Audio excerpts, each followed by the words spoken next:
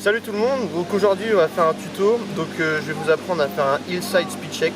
Concrètement ça va être un stand-up où on va se mettre en 90 pour freiner et on va repartir sans faire un 180.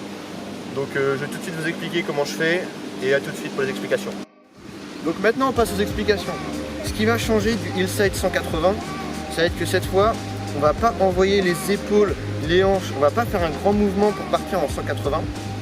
Maintenant l'idée ça va être de se mettre dans un angle disons 70 degrés pour arriver face à la pente et après de rabattre, donc de se remettre droit dans la pente. Donc l'idée, le but de ce trick c'est de perdre de la vitesse, ça va impliquer déjà de base en avoir quand même pas mal.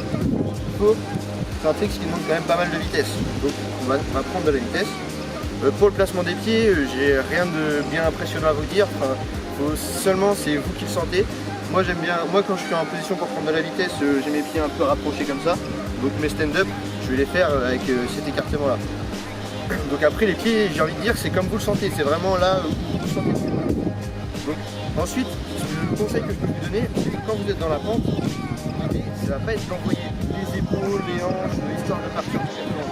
Cette fois, on va aborder les choses différemment. On va faire notre petit virage, donc avant chaque stand-up, on fait un petit virage.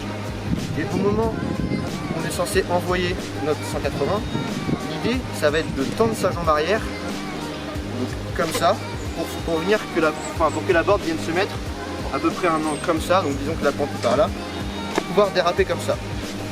L'idée ça va vraiment être de venir tendre sa jambe arrière et de rester sous tension pour avoir une jambe tendue, pour avoir les jambes tendues et pour pouvoir déraper dans la descente.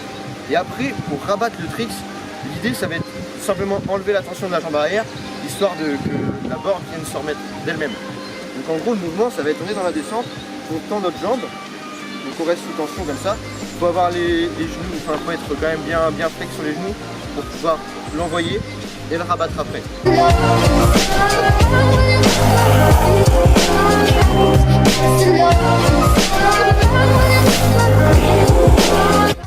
Donc voilà, la vidéo touche à sa fin.